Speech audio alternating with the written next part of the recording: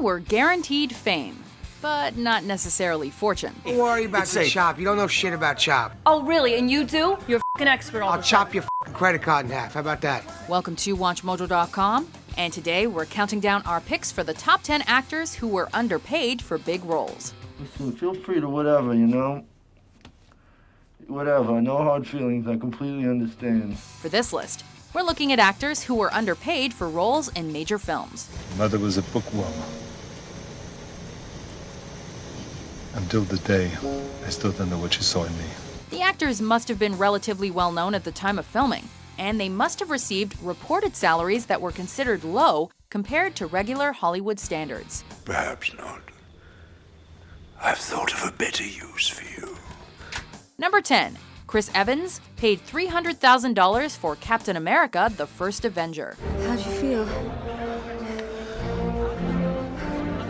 Taller. He fights for freedom wherever there's trouble, and he does it for a bargain.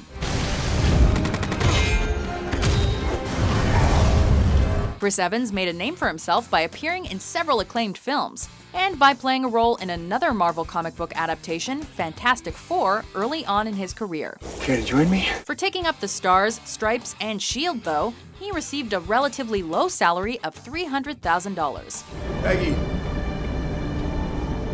this is my choice. It was, of course, based on a contract that he'd receive increasingly larger paychecks throughout his appearances in the Marvel Cinematic Universe. But still. You just don't know when to give up, do you? Number 9. Jamie Dornan, paid between $125,000 and $250,000 for 50 Shades of Grey. You all right? Christian Grey. I'm Anastasia Steele. Bringing this international sensation to life was quite an endeavor. And who better to play the titular uber-handsome Mr. Grey than a former model? I'm just going. Anywhere I end up. The price for securing said model?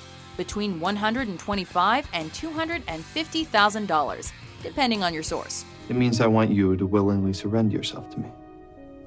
Why would I do that? To please me. Not bad, considering the highly anticipated film adaptation of E.L. James' erotic romance novel pulled in a modest $85 million domestically during its opening weekend. You want to leave? Yes. But your body tells me something different. Your legs, for instance. The way you're pressing your thighs together under the table. We'll leave you to decide whether Mr. Dornan's work deserved more, whether he'll be back for adaptations of the following 2 books, and whether he'll be getting a pay raise. Only time will tell. Hannah. Christian. Number 8. Barkhad Abdi paid $65,000 for Captain Phillips. Captain, relax. Nobody get hurt. No Al-Qaeda here. Just business. When it was announced that Tom Hanks would help bring the true story of Richard Phillips' hostage crisis to the screen, many believed he could easily garner an Oscar nod for his work. Come on, asshole, say something. I love America. Instead, it was his co-star Barkhad Abdi who portrayed the Somali pirate leader that earned the Academy Award nod. Look at me, sure. Look at me, sure. I'm the captain now. But prior to this, and several other nominations, Abdi was paid only $65,000 to play the big screen role. There's gotta be something other than being a fisherman and kidnapping people. Maybe in America, Irish. Maybe in America. It's true that this was the non-actor's first film appearance, and he was being paid close to the minimum rate as specified by SAG, but come on. It should go without saying that he's one we'll be looking out for a long time. Don't worry. Everything gonna be okay. Number 7. Sean Astin paid $250,000 for the Lord of the Rings franchise. Confound it all, Samwise Gamgee! Have you been eavesdropping? I ain't been dropping no eaves, sir, honest. I was just cutting the grass under the window there. Who among us has never wished for a trip to Middle-earth? I don't usually hold with foreign food, but this other stuff, it's not bad. Nothing ever dampens your spirits, does it, Sam? Well, when Sean Astin got his chance, he took a relatively low salary for his work just to make it happen. There's only one way to eat a brace of conies.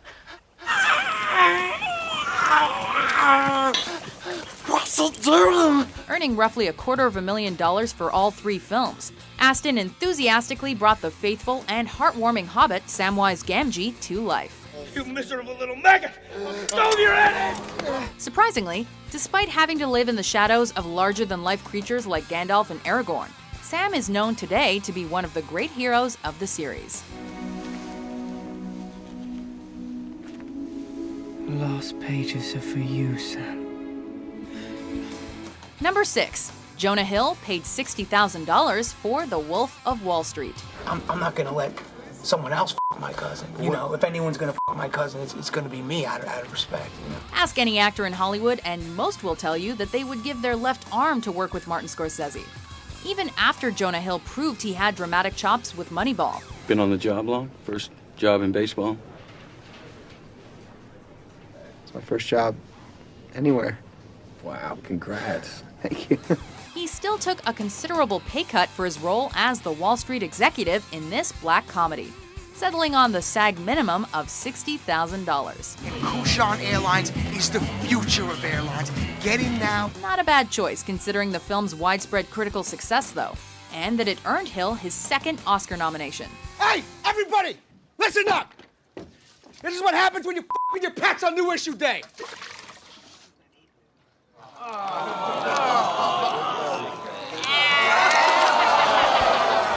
Oh, and by the way, it's rumored that Leonardo DiCaprio earned in the neighborhood of $10 million for his role.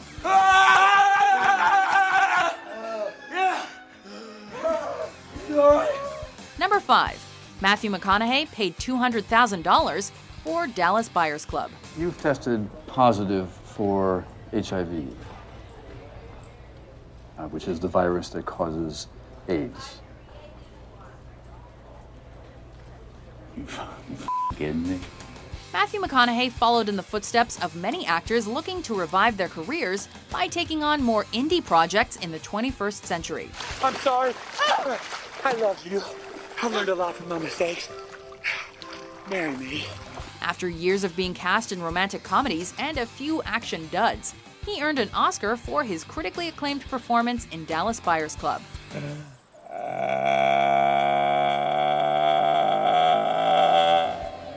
For his role as the AIDS-stricken Ron Woodruff, McConaughey earned only $200,000. You call yourself a doctor? You're a f***ing murderer! Doesn't seem like much for all the work he put in and all the weight he lost.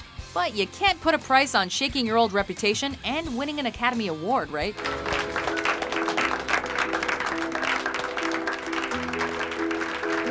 Number 4. Arnold Schwarzenegger paid $0 for Maggie. This is the shelter for the infected. It's dangerous. My daughter is here.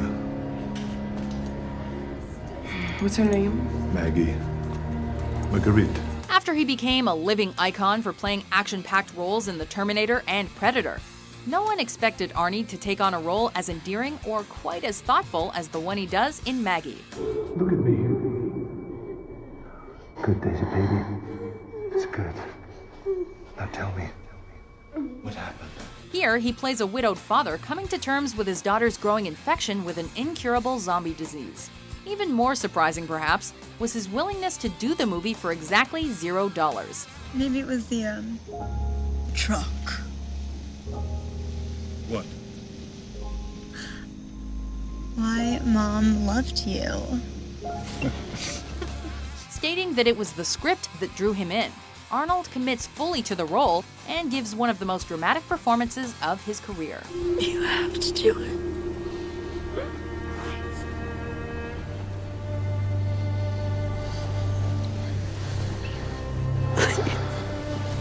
Number 3. Ryan Gosling paid $1,000 per week for Half Nelson. I can be whatever you want. You just tell me what you want and I'll be that for you. You're dumb. After the smashing success of The Notebook, Ryan Gosling was clearly on his way up.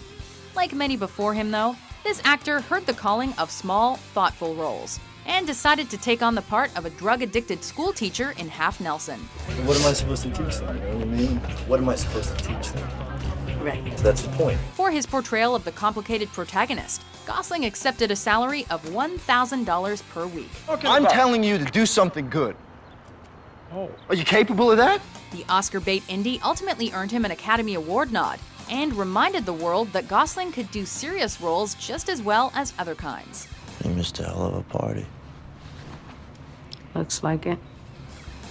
Number 2. Jeff Daniels paid $50,000 for Dumb and Dumber. Are you okay, man? It was just a goof. Unlike many other entries on this list, the role taken on by Jeff Daniels was not in an underground indie flick. Daniels was no stranger to the acting scene. Your timing was perfect. You caught us before we did anything. I'm taking the car and I'm gonna take the kids. I'm gonna go to Houston. Having appeared in such dramas as Terms of Endearment and the smash hit Speed. That's our scumbag! We got him, Jack. We found him. For appearing in the eventual cult classic Dumb and Dumber, though, Daniels took a relatively small salary of $50,000. Man, you are one pathetic loser. This may have been because he wasn't yet considered a comedy heavyweight, but the film went on to gross almost $250 million worldwide. Just a small loan from the briefcase, and we find ourselves some reasonable lodging. It's a good plan. And we'll keep track of all the money we spend with IOUs. Before we reveal our number 1 pick, here is an honorable mention. Just ask yourself, what would Jesus do? Number 1. Bill Murray paid $9,000 for Rushmore. You were born rich and you're going to stay rich. But here's my advice to the rest of you. Take dead aim on the rich boys. To this day, Bill Murray maintains his status as one of the true mysteries of Hollywood. Are you the keymaster? Yes. I'm a friend of his. He told me to meet him here. In spite of his obvious star power, box office draw, and status as a comedy legend, he continues to be unpredictable in his movie roles. He'll go from blockbusters to indies at the drop of a hat. Now she tries to tell the truth, but I just can't believe. And in the case of Rushmore, he took the role of Herman Bloom for a mere $9,000. Hey, you okay? I'm a little bit lonely these days. This did begin the long-standing relationship between Murray and Wes Anderson. Don't buy this tree, Foxy. You're borrowing at 9.5 with no fixed rate, plus moving into the most dangerous neighborhood in the country for someone of your type of species. So, no complaints there. Hats off to Bill for taking a pay cut in the name of good cinema. It's good. But let's hope it's got a happy ending. Do you agree with our list? What actors did you think should have been paid more for their work? Steve Madden. Steve. For more entertaining top 10s published every day, be sure to subscribe to WatchMojo.com. Okay, that's enough.